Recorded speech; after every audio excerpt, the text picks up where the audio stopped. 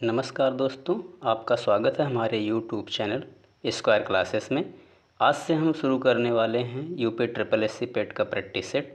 तो चलिए स्टार्ट करते हैं। लेते हैं प्रैक्टिस सेट 1 को और इसमें लेते हैं पहले क्वेश्चन को।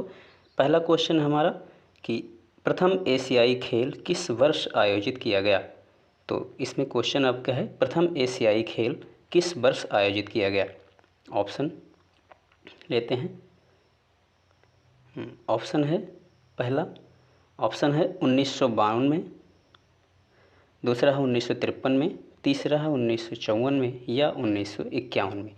तो बताइए कि पहला एशियाई खेल किस वर्ष आयोजित किया गया। तो चूँकि पहला एशियाई खेल नई दिल्ली में हुआ था, जिसमें 11 देशों ने भाग लिया था और राष्ट्रपति थे उस समय आपके राजेंद्र प्रसाद, और 1951 में हुआ था पहला एशियाई खेल। तो चलिए नेक्स्ट क्वेश्चन पर चलते हैं और लेते हैं अगला क्वेश्चन। दूसरा क्वेश्चन हमारा कि यूरोप का खेल का मैदान किसे कहा जाता है। क्या इटली को कहते हैं, क्या जर्मनी को कहते हैं, क्या फ्रांस को कहते हैं या स्विट्ज़रलैंड को कहते हैं। बताना है कि यूरोप का खेल का मैदान किसे कहा जाता है। तो यूरोप का जो खेल का मैदान है वो कहते हैं आपको स्विट्ज़रलैंड को, कहते हैं स्विट्ज़रलैंड को। और स्विट्ज़रलैंड की बात करें तो स्विट्ज़रलैंड की राजधानी जो है वो है आपका स्विस राजधानी बर्न है, जो कि 1191 में स्थापना जिसकी हुई थी। और स्विट्ज़रलैंड का सबसे बड़ा शहर है ज्यूरिख और यहाँ की मुद्रा है स्विस फ्रैंक।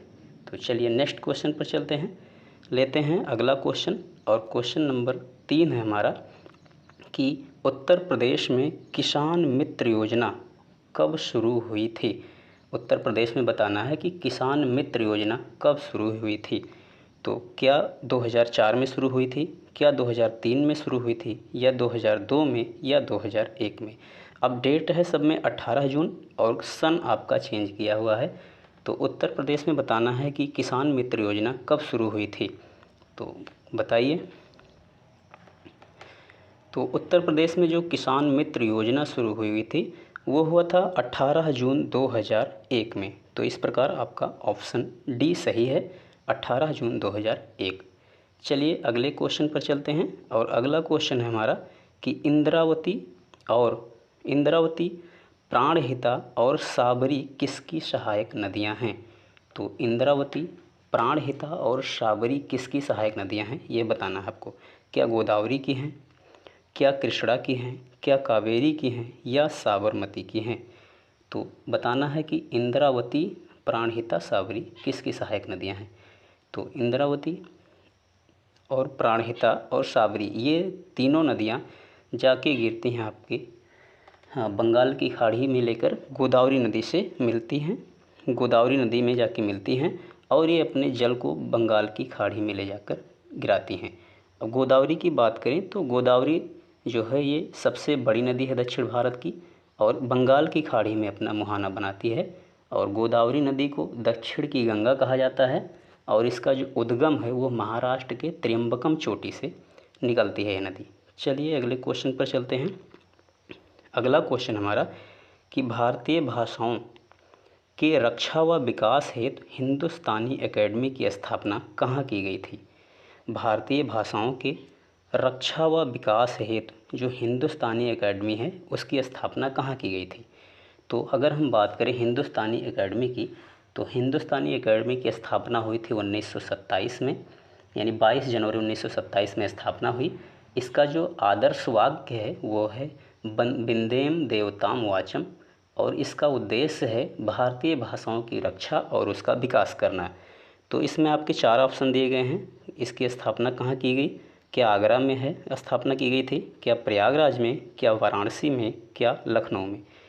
तो जो हिंदुस्तानी एकेडमी की स्थापना की गई थी वो किया गया था आपके प्रयागराज में। तो ऑप्शन बी आपका सही आंसर है। चलिए अगले क्वेश्चन पर चलते हैं और लेते हैं क्वेश्चन नंबर 6। क्वेश्चन है कि बी गिरी राष्ट्रीय श्रम संस्थान कहाँ स्थित है। बताना है कि जो बी गिरी राष्ट्रीय श्रम संस्थान है यह कहाँ स्थित है। क्या नोएडा में स्थित है, क्या दिल्ली में स्थित है या मुंबई में या चेन्नई में। तो बता दें आपको कि जो बीबी गिरी राष्ट्रीय श्रम संस्थान है, इसकी स्थापना 1974 में हुई थी। इसके महानिदेशक एच श्रीनिवास दास हैं और सिविल प्रशिक्षण संस्थान है एक, यानी कि सिविल जो आपके सिविल वाले जो लोग होते हैं उनके प्रशिक्षण के लिए संस्था बनाई गई है। और जो इसका नाम रखा गया है वो इसके भारत के पूर्व राष्ट्रपति बीबी गिरी के नाम पर इस संस्था का नाम रखा गया है। तो इसकी स्थापना जो है कहाँ की गई, तो इसकी स्थापना हुई थी आपकी नोएडा में। तो ऑप्शन ए इसका सही आंसर है। चलिए अगले प्रश्न पर चलते हैं। और अगला प्रश्न है हमारा कि 2001 से 2011 की अवधि में उत्तर प्रदेश में जनसंख्या वृद्धि दर क्या रही है। तो बताना है कि उत्तर प्रदेश में जो जनसंख्या की वृद्धि है वो 2001 से 2011 के बीच कितनी रही।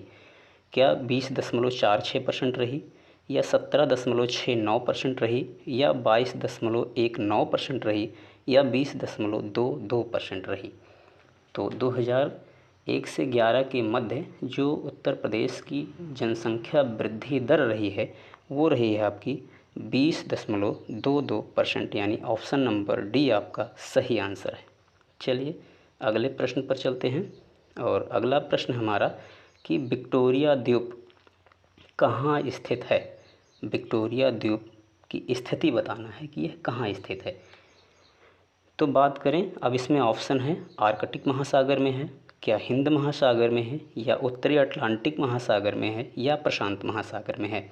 तो विक्टोरिया द्वीप की बात करें तो विक्टोरिया द्वीप माहे के उत्तर पूर्व में स्थित है, जो कि उष्णकटिबंधीय वर्षा वन यहाँ पे पाए जाते हैं। और विक्टोरिया द्वीप का जो क्षेत्रफल है वो 20.1 वर्ग किलोमीटर है और यहाँ की जो जनसंख्या है वो 26,450 है। तो विक्टोरिया द्वीप जो है वो आपका स्थित है आर्कटिक महासागर में, अर्थात ऑप्शन ए आपका सही आंसर है। चलते हैं अगले क्वेश्चन पर। और अगला क्वेश्चन हमारा कि एल नीनो संबंधित है, यानी एल नीनो किससे संबंधित है। तो एल नीनो किससे संबंधित है। पहला ऑप्शन है पश्चिमी अवदाब से, दूसरा ऑप्शन है पूर्वी अवदाब से, भारतीय मानसून से, या मौसम की भविष्यवाणी से। तो अगर हम एल नीनो की बात करें तो एल नीनो दक्षिण अमेरिका के पश्चिमी तट पर चलने वाली एक समुद्री घटना है, होने वाली एक समुद्री घटना है। और यह जो है आपका वो होता है आपका इसमें अगर बात करें ऑप्शन में तो ये भारतीय मानसून से संबंधित है। तो ऑप्शन सी इसका सही आंसर है। और भारतीय मानसून की बात करें तो जो भारतीय जलवायु है वो एक मानसूनी जलवायु है। तो चलिए अगले प्रश्न पर चलते हैं। और अगला प्रश्न हमारा कि विश्व थायराइड दिवस कब मनाया जाता है, यानी विश्व थायराइड दिवस बताना है कि कब मनाते हैं, भारतीय नहीं विश्व थायराइड दिवस। तो थायराइड की बात करें, क्या 23 मई को, या 25 मई को, या 26 मई को, या 21 मई को मनाते हैं।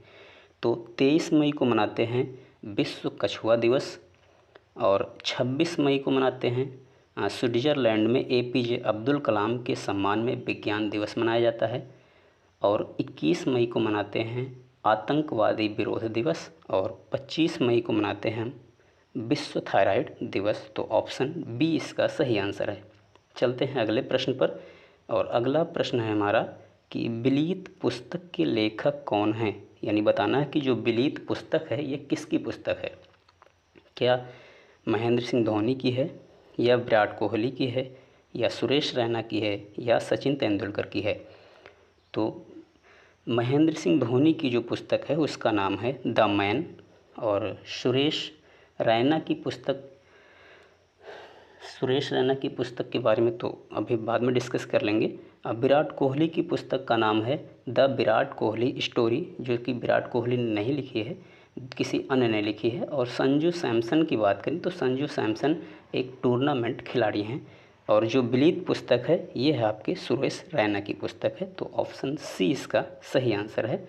चलते हैं अगले प्रश्न पर। और अगला प्रश्न हमारा कि एलिफेंटा जलप्रपात किस राज्य में है। तो एलिफेंटा जलप्रपात की बात करते हैं, किस राज्य में है। तो क्या यह मेघालय में है, क्या यह मणिपुर में है, क्या यह असम में है या मिजोरम में है? तो एलिफेंटा की बात करें, एलिफेंटा जलप्रपात जो आपका वो आपका है मेघालय में। तो ऑप्शन ए इसका सही आंसर है। चलते हैं अगले क्रम पर और अगला प्रश्न है हमारा प्रश्न नंबर 13 है। संविधान के किस संशोधन ने लोकसभा के सदस्यों की संख्या 525 से बढ़ाकर 545 कर दी? अब इसमें आपको संविधान संशोधन बताना है। क्या वह 31वां संविधान संशोधन था, क्या 35वां था, क्या 42वां था, क्या 45वां था? तो संविधान संशोधन की बात करें तो 31वां संविधान संशोधन हुआ आपका 1973 में। और बात करते हैं हम 35वां संविधान संशोधन, तो 35वां होता है आपका 1974 में। और 42वां संविधान संशोधन होता है 1976 में, जिसे मिनी कॉन्स्टिट्यूशन कहा जाता है। और 45वां संविधान संशोधन होता है 1980 में। तो अगर हम संख्या की बात करें सदस्यों की, तो यह आपका जो बढ़ाया गया वो 31वां संविधान संशोधन 1973 के द्वारा बढ़ाया गया। चलते हैं अगले प्रश्न पर और अगला प्रश्न हमारा कि कारगिल विजय दिवस कब मनाया जाता है, यानी किस दिन कारगिल विजय दिवस मनाते हैं? क्या 24 जुलाई को मनाते हैं, वो 25 जुलाई को, या 23 जुलाई को, या 26 जुलाई को, या 27 जुलाई को? तो अगर कारगिल विजय दिवस की बात करें तो यह मनाया जाता है आपका 26 जुलाई को। 26 जुलाई को मनाते हैं हम कारगिल विजय दिवस। तो आपका ऑप्शन नंबर सी सही है। और 25 जुलाई को मनाते हैं विश्व ड्राउनिंग प्रिवेंशन डे। 23 जुलाई को मनाते हैं नेशनल ब्रॉडकास्टिंग डे। और 27 जुलाई को मनाते हैं हम CRPF की स्थापना दिवस मनाया जाता है।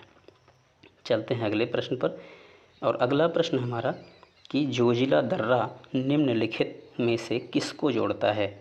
जोजिला दर्रा किसको जोड़ता है? तो जोजिला दर्रा की बात करें तो जोजिला दर्रा की लंबाई है आपकी 3528 मीटर है, 3528 किलोमीटर है इसकी लंबाई। और यहाँ से होकर NH फर्स्ट यानी नेशनल हाईवे 1 गुजरता है। और इस यानी जोजिला दर्रा को लद्दाख का प्रवेश द्वार भी कहा जाता है। तो जो जोजिला दर्रा है वो जोड़ता है आपका लेह और श्रीनगर को, यानी ऑप्शन सी आपका सही आंसर है। लेह और श्रीनगर को जोड़ता है जोजिला दर्रा। चलते हैं अगले प्रश्न पर और अगला प्रश्न है हमारा कि प्रसिद्ध कहानीकार उपन्यासकार धनपत राय को किस नाम से जाना जाता है?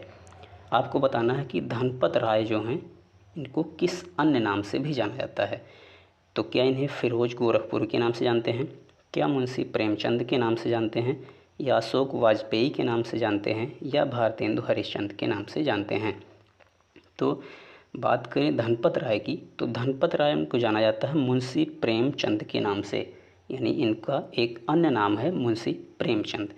अब मुंशी प्रेमचंद की बात करें तो मुंशी प्रेमचंद का जन्म हुआ था वाराणसी में। और ये हिंदी और उर्दू 2 भाषाओं में अपनी रचनाएं करते थे। इनके जो रचनाएं हैं वो है गबन, गोदान, सेवा सदन, रंगभूमि, कर्मभूमि, ये इनकी रचनाएं हैं। चलते अगले प्रश्न पर चलते हैं और अगला प्रश्न हमारा कि भारत में पहली बार लोक सेवा आयोग की स्थापना किस अधिनियम से हुई? आपको इसमें अधिनियम बताना है कि किस अधिनियम से भारत में लोक सेवा आयोग की स्थापना की गई। क्या इंडियन काउंसिल एक्ट 1892 के द्वारा हुई, या इंडियन काउंसिल एक्ट 1909 के द्वारा हुई, या गवर्नमेंट ऑफ इंडिया एक्ट 1919 के द्वारा हुई, या गवर्नमेंट ऑफ इंडिया एक्ट 1935 के द्वारा हुई?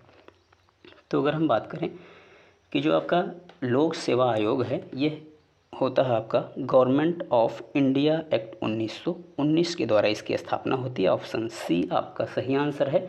और इस अधिनियम के द्वारा केंद्रीय प्रशासन की शुरुआत हुई। आपका केंद्र में द्वैध शासन लागू हुआ और इस समय जो गवर्नर जनरल था वो था लॉर्ड चैम्सफोर्ड। चलिए अगले प्रश्न पर चलते हैं और अगला प्रश्न है हमारा कि मंदिर निर्माण कला में विमानन शैली का प्रचलन किसके शासनकाल में शुरू हुआ? बताना है कि जो विमानन शैली शुरू हुआ मंदिर निर्माण में ये किसके शासनकाल में शुरू हुआ? क्या मौर्य वंश में शुरू हुआ, या चोल वंश में हुआ, गुप्त वंश में हुआ, राष्ट्रकूट वंश में हुआ? तो मौर्य वंश की बात करें तो मौर्य वंश का जो संस्थापक था वो चंद्रगुप्त मौर्य था। चोल वंश की बात करें तो विजय चोल इसके संस्थापक थे। 300 ईसा पूर्व में चोल वंश की स्थापना हुई और जो इसकी राजधानी थी वो तंजावुर थी। अगर गुप्त वंश की बात करें तो गुप्त वंश का संस्थापक श्री गुप्त था। वहीं राष्ट्रकूट वंश की बात करें तो दंती दुर्ग इसका संस्थापक था। तो जो विमानन शैली का प्रचलन शुरू हुआ वो आपका शुरू हुआ चोल वंश में। तो आपका ऑप्शन बी सही आंसर है।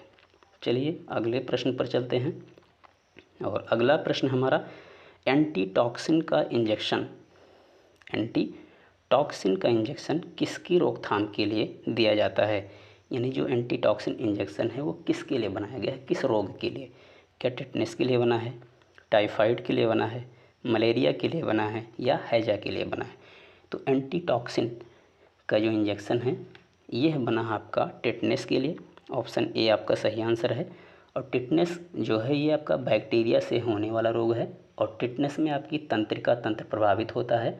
और टिटनेस के लिए जो टीका है वो है डी और टी।